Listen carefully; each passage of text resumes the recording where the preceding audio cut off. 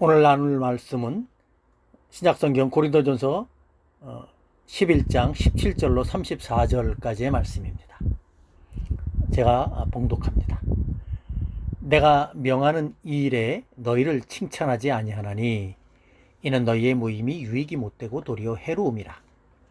먼저 너희가 교회에 모일 때에 너희 중에 분쟁이 있다 함을 듣고 어느 정도 믿거니와 너희 중에 파당이 있어야 너희 중에 옳다 인정함을 받는 자들이 나타나게 되리라.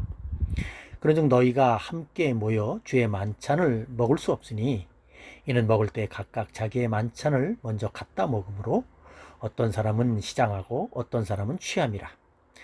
너희가 먹고 마실 집이 없느냐? 너희가 하나님의 교회를 업신여기고 빈궁한 자들을 부끄럽게 하느냐?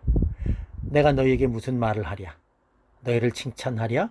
이것으로 칭찬하지 않노라.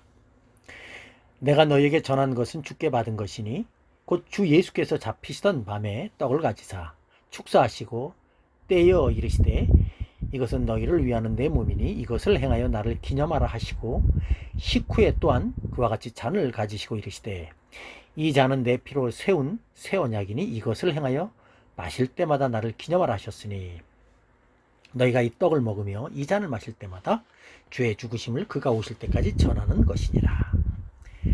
그러므로 누구든지 주의 떡이나 잔을 합당하지 않게 먹고 마시는 자는 주의 몸과 피에 대하여 죄를 짓는 것이니라. 사람이 자기를 살피고 그 후에야 이 떡을 먹고 이 잔을 마실지니 주의 몸을 분별하지 못하고 먹고 마시는 자는 자기의 죄를 먹고 마시는 것이니라.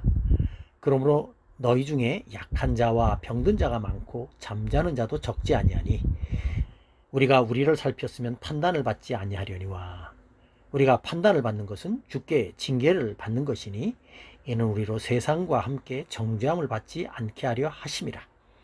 그런즉 내 형제들아 먹으러 모일 때에 서로 기다리라. 만일 누구든지 시장하거든 집에서 먹을지니 이는 너희의 모임이 판단받는 모임이 되지 않게 하려 함이라. 그 밖의 일들은 내가 언제든지 갈 때에 바로 잡으리라. 아멘.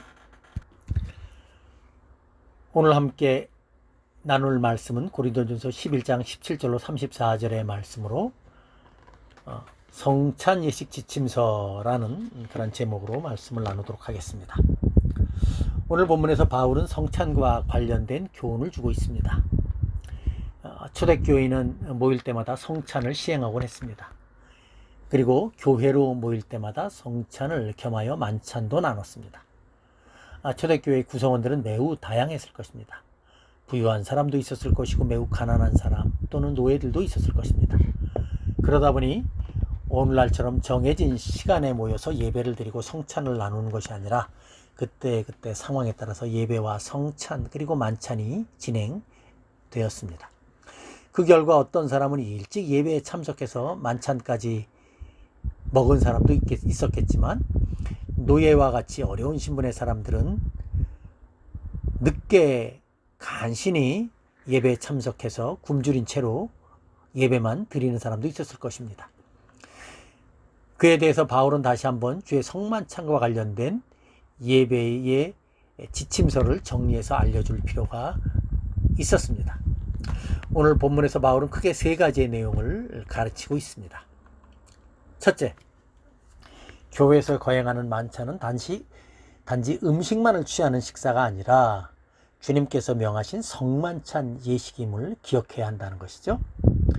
23절 이하의 말씀을 보면 바울은 예수께서 제자들과 함께 행하신 최후의 만찬은 주께서 주의 백성들을 구원하시기 위해서 찢기시고 흘리신 주님의 살과 피라고 말씀하시면서 믿음의 성도들은 주님이 오실 때까지 그 떡과 잔을 마시면서 주님의 죽으심의 의미를 기억하고 전해야 한다고 말씀하셨습니다. 그리고 교회와 성도들은 그 명령을 따라서 지금까지 성찬을 거행하고 있는 것이죠. 즉 바울은 예수님의 십자가의 구속의 은혜를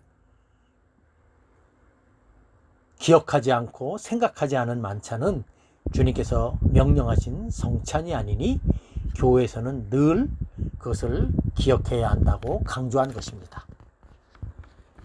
두 번째로 바울은 교회에서 성찬을 나눌 때에는 항상 자신을 살핀 후에 성찬을 받을 것을 강조합니다. 28절과 29절의 말씀이 바로 그 내용이죠. 사람이 자신을 살피고 그 후에야 이 떡을 먹고 이 잔을 마실지니 주의 몸을 분별하지 못하고 먹고 마시는 자는 자기의 죄를 먹고 마시는 것이니라. 물론 우리는 늘 죄악된 본성이 있고 연약한 가운데 생활합니다. 그러나 바울은 예수 믿는 성도들은 그런 자신의 연약함을 잊지 않으면서도 그것 때문에 예수께서 십자가에서 우리 대신 심판당하신 것을 기억하라고 말합니다.